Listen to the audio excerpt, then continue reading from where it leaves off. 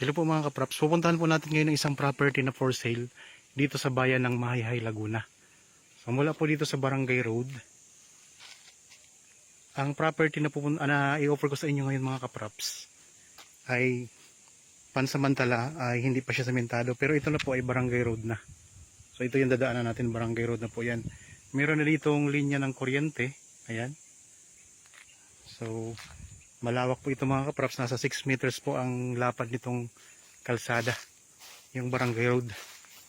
Bali ang property na i-offer ko sa inyo ngayon ay magiging dikit po siya ng Barangay Road.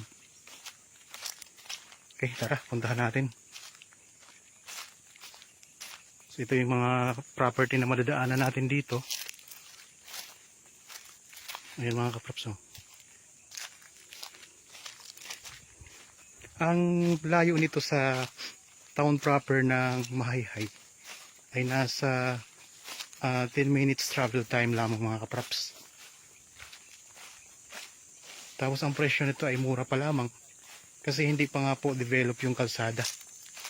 Pero pag na-develop na ito mga kapraps ay siguradong syempre tataas ang presyo nito.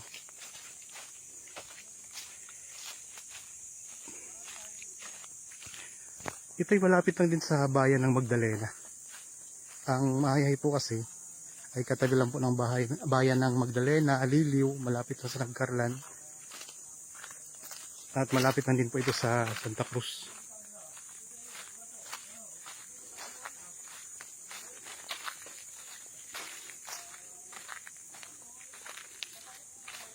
So, samahan niyo po ako para maipakita ko sa inyo kung ano yung mga tanim na nasa loob ng property. Ito ay proposed na Barangay Road mga kapraps, ha? Mula doon sa sementadong kalsada.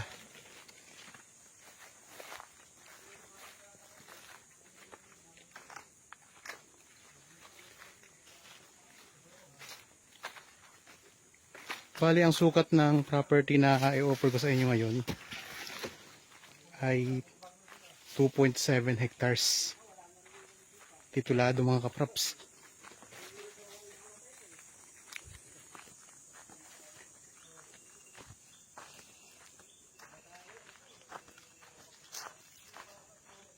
Tingnan natin kung ilang minuto nating lalakarin mula doon sa sementadong kalsada.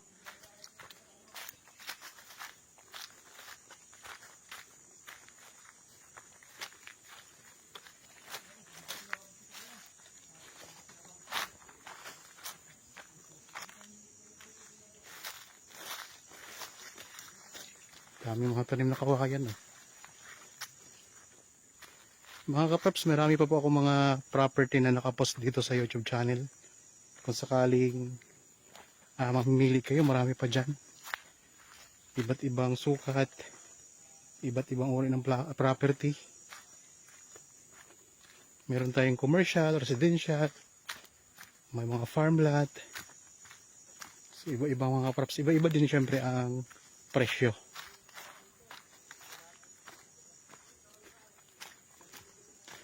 Ang Magdalena, ang Mahayhay pala mga kapraps, ay hindi ito bahain na lugar kasi mataas po ito. So kapag nasa bayan kayo mismo ng Mahayhay ay overlooking po yun, tanaw na tanaw yung Laguna Divide doon mula sa kanilang pinaka-town proper. Yan, meron tayong dadaanan na maliit na sapa. Ito.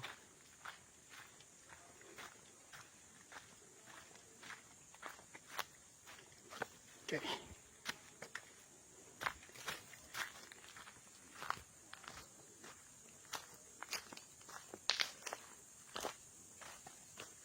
Yan, maliit na sapa mga kapraps. Tapos dito tayo dadaan.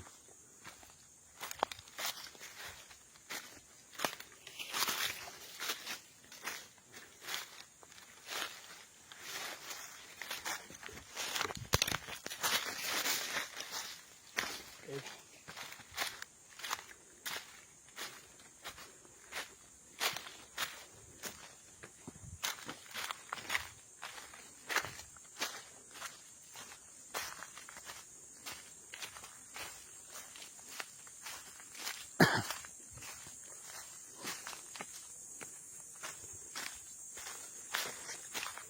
samahan niyo po ako sa pagpunta natin sa property. Baka magustuhan niyo ito mga kaprops.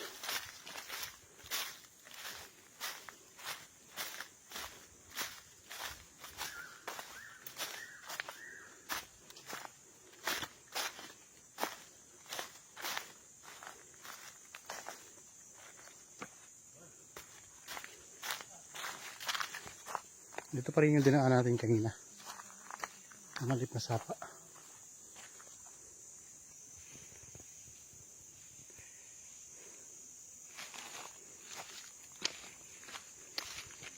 Meron na kami ditong pinuntahan din. Kung familiar sa inyo ang video na to, dito rin kami dumaan. Yung 1.2 hectares. Pero yun ay nabili ng mga kaprops. So ito ay panibagong property naman itong aking i-offer sa inyo ngayon.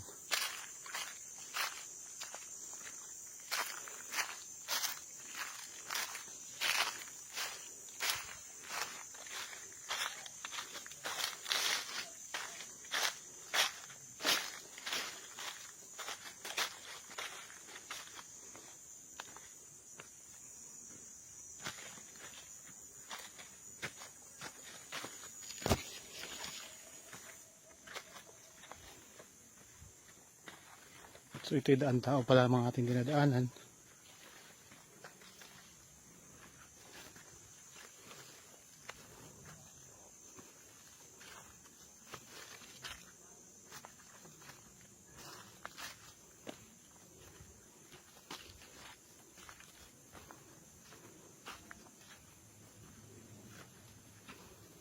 Sa mga viewers natin ngayon na mayroon din mga property na binibenta. So kung nandito lang kayo sa lalawigan ng Laguna, pwede namin puntahan ng yung property para kuhanan po ng video at mai-feature natin dito sa YouTube channel. Nasa ganun, mahanapan po natin ng potential buyers mga kaprops.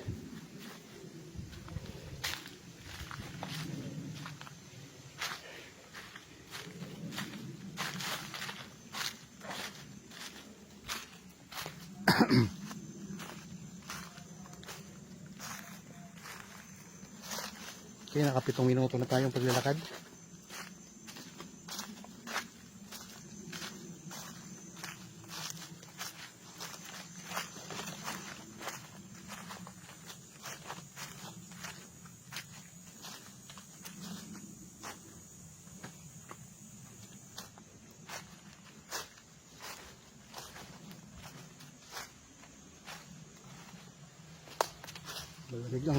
Malamig ang klima dito mga kaprops.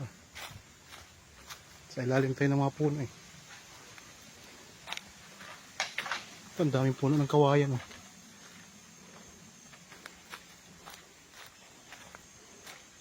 Malaking punong kahoy.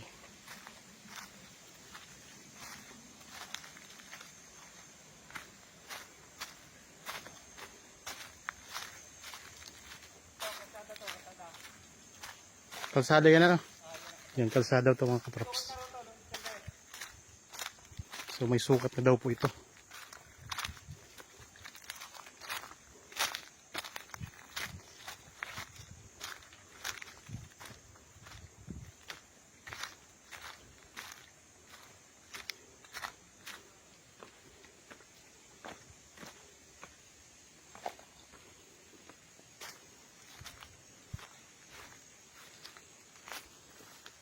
Basta yung dinadaanan natin ngayon mga kaprops, ito yung magiging kalsada.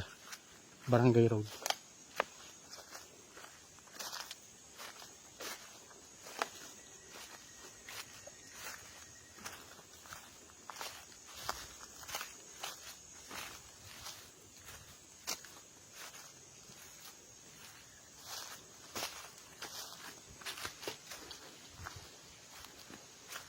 Daming kawayan dito din oh.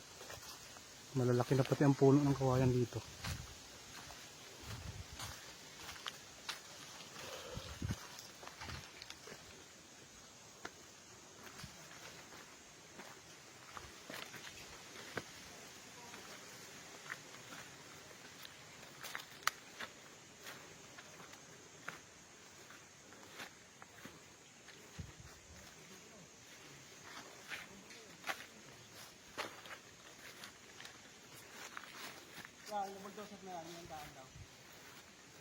Ito. Ito yung kalsada, no? Yan yung kalsada. Saan yung property na? Yan. Tanaw na natin yung property mga kaprops. Yun lang.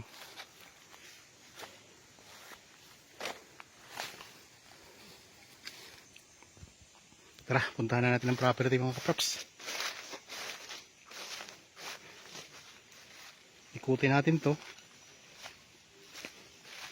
So 2.3 hectares. Ito ay titulado.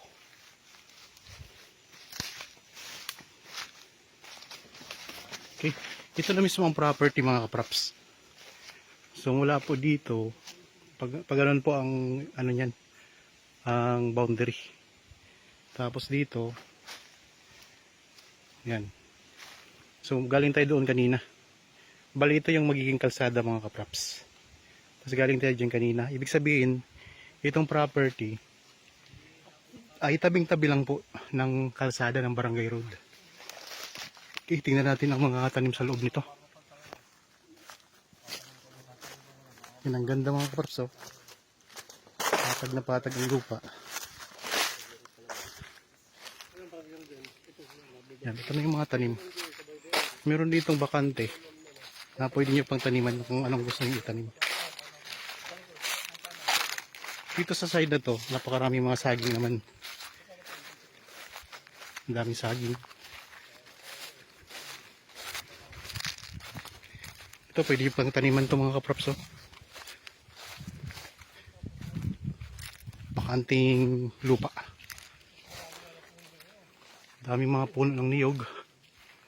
Tapos maraming mga good lumber mga kaprops. Yan, oh. Mga good lumber siya. At saka alam niyo naman ang good lumber ngayon, mahal ito. Mahal ang isang puno nito. Ikot ko lang ang camera, ha.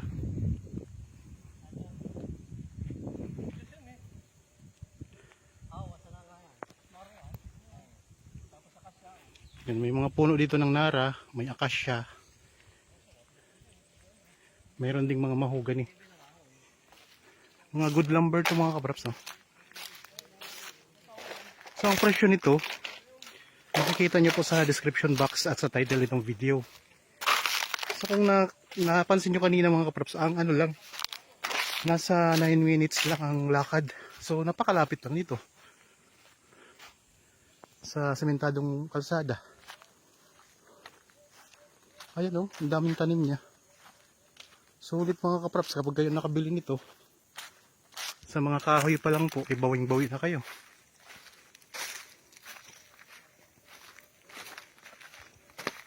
Ayan, oh, laki. Ang laking mga kahoy. Siyempre bago naman po yan putulin mga kaprops, kailangan may kapalit yan. At nakuhanan nyo po ng permit sa DNR o sa ano po, sa DA. Basta dapat na may permit muna tayo bago natin ito putulin, kasi kailangan niyang palitan, eh. So sa DNR po yan, kukuha muna tayong permit bago natin putulin at papapalitan po yan mga kaprops ng bagong tanim.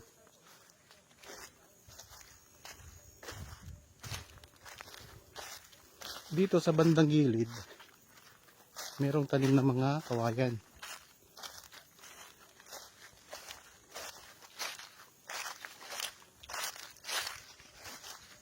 Napakababa lang po ng presyo nito mga kaprops sa ganitong klase ng lupa, oh. Patag na patag.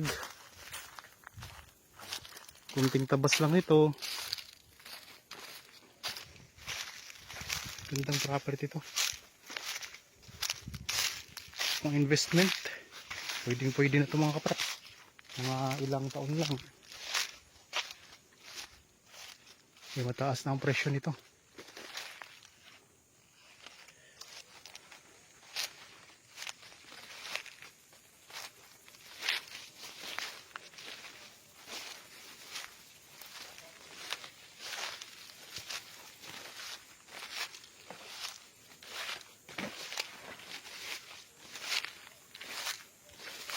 Meron din tong puno ng mangga pala mga kapraps.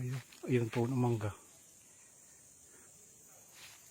Matataas ang mga puno ng niyog dito.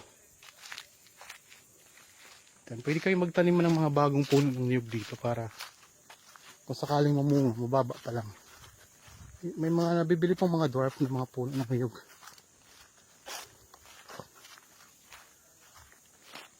Tapos puntahan natin itong may mga puno ng lansones.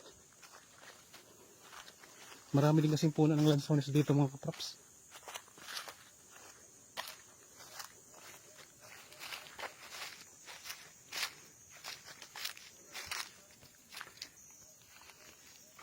Okay.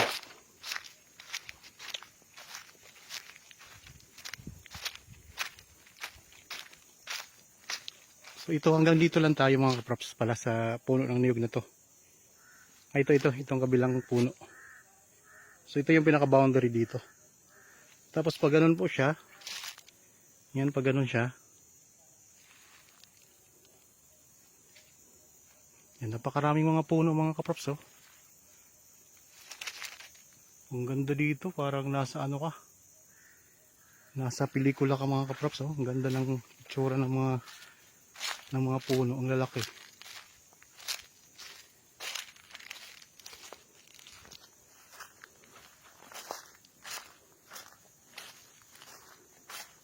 Ulitin ko lang po, ang property na ito ay nasa 2.3 hectares ang sukat. Ito ay titulado, matatagpuan po sa bayan ng Mahayhay, Laguna. Ito, kita nyo naman, patag na patag ang lupa. Pansamantala po ay maglakad tayo mula doon sa sabintadong kalsada, yung pinanggalingan natin kanina, ng nasa 9 na minuto lamang. Ganun na siya kalapit. Tapos magiging tabi po ito ng barangay road kapag nasemento na po yun. Kaya ang ganda nito, habang mura pa po mga kapraps, habang di pa nagawa ang kalsada, pwede nyo itong bilhin. Kasi kapag simentado na po yun, so triple na ang presyo nito. So ang presyo nito ngayon, sa ngayon, ay nandyan po sa description box at sa title itong video. Tapos dito sa pinaka boundary niya, mayroon ding sapa diyan na maliit. Yan yung may mga tanim na kawayan na yan, may sapa diyan. So hindi lang siya talagang laging may tubig. Kasi pag tag-init, natutuyuan din siya ng tubig. Tapos dito, ayan, may mga lansones din po mga kapraps no? Nasa gilid yung mga lansones. Sa ilang puno din, marami-rami din yan.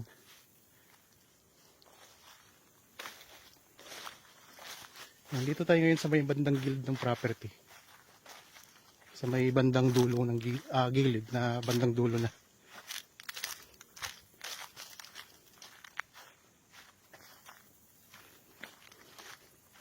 Dito sa part na ito, medyo may pa-slope siya.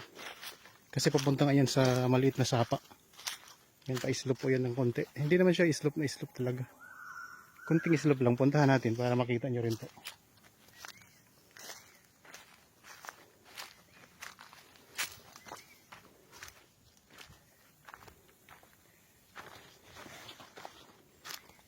Sa mga suki kong mga tagapanood ng aking vlog, maraming salamat po sa inyo.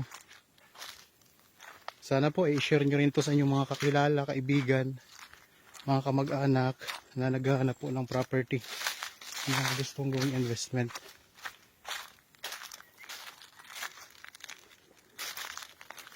Yan, ito, ang daming mga kawayan dito mga kapraps oh.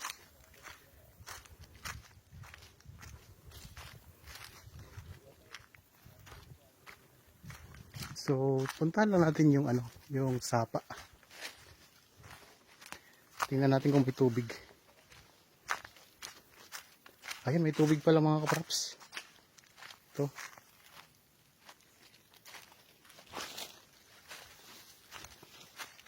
Yan, ito yung pinaka boundary ng property. So konting slope lang. Ito yung sapa. So hindi nga lang siya matubig ngayon gawa ng tag-init po tayo ngayon mga kapraps. Yan o. So tuyo na dito. Dito lang may mga tubig banda. Tapos yan lang ang ano, ang kabuuan ng property dyan mga kaprops. So ito yung ilog, sapa. Tapos punta doon. Yan, dyan tayo galing kanina. Tapos pag ganun pa yan mga kaprops.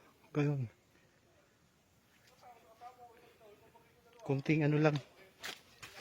Kunting akyat lang tayo. Ito yung pinakababang bahagi ng property.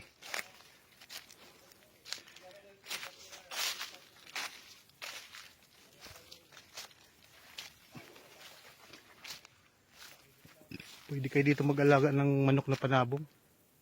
O kay backyard piggery. Yung konti lang, hindi naman karamihan.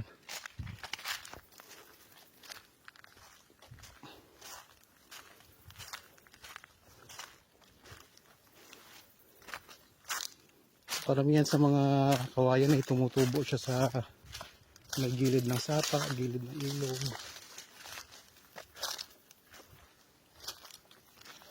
May mga halaman pa dito. Gabi.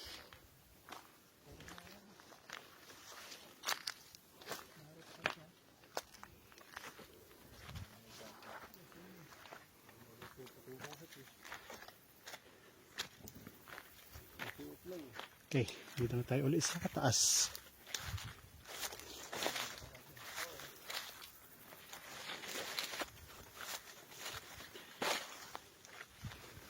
Ikutin lang natin. Ang lalaking puno ano? Mga nara.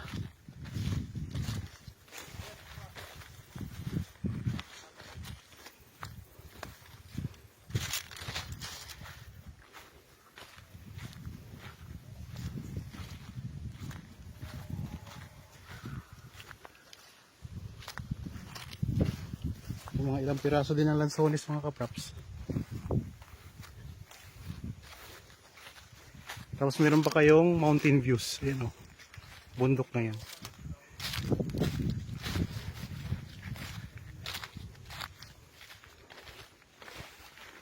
Hanggang doon po. Durian? Ah. Hinta natin yan. Hanggang doon, sa sapayan doon sa ilalim. Yan mga nara.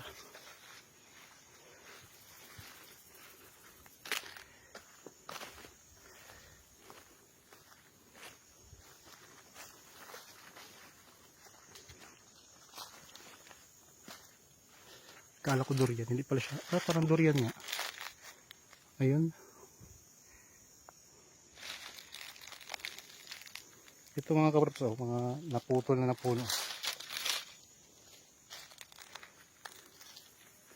Ang laking puno niya, no?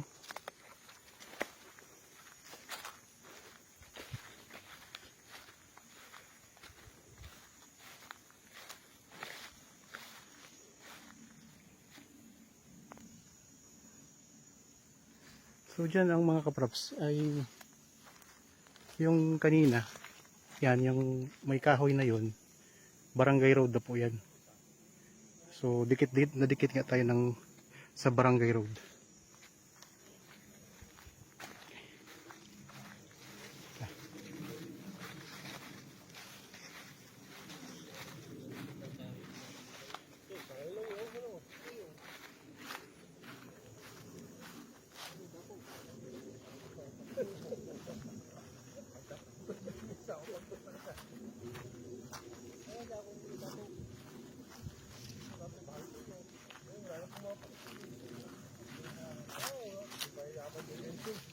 Dito sa may bungad, sa may gilid ng kalsada, ito yung mga lansones.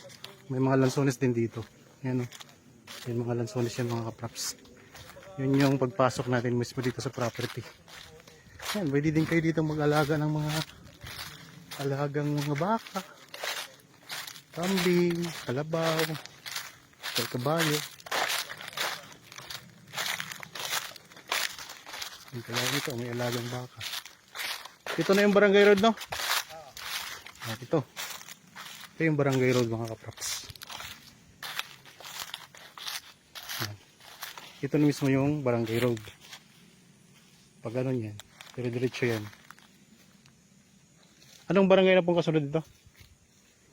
Banti po. Oh, Yung barangay. pinunta natin. Ah, yun. Kanina, yung una. Doon ang Papuntang direksyon. Banti. Eh, Pook. yung nabili nyo kasi nandiyan sa tapat na rin. Doon lang. Yung mga galingan. So meron na kasi kami dito ang nabenta na property. Nandaro pala ako to. Nakakapili ko tayo ng bata. Sabi sa patin yun eh. Ito rin usapang yun. So maganda mga kaprops. Kaya kung naghanap kayo ng investment, ito napakaganda nito.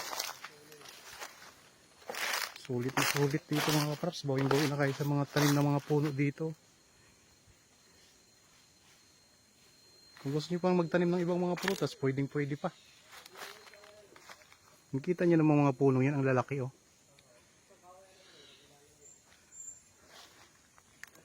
Okay mga kaprops, sana nagustuhan nyo ang property na ino-offer ko sa inyo ngayon. Para po sa mga bago pa lang sa aking channel at napadaan lang dito sa aking channel, huwag nyo pong kalimutang mag-subscribe at pindutin na rin po ang notification bell para maging updated kayo sa mga property na i-offer po namin sa inyo. Maraming salamat po. Lagi tayong mag-iingat at God bless po sa ating lahat mga kaprops.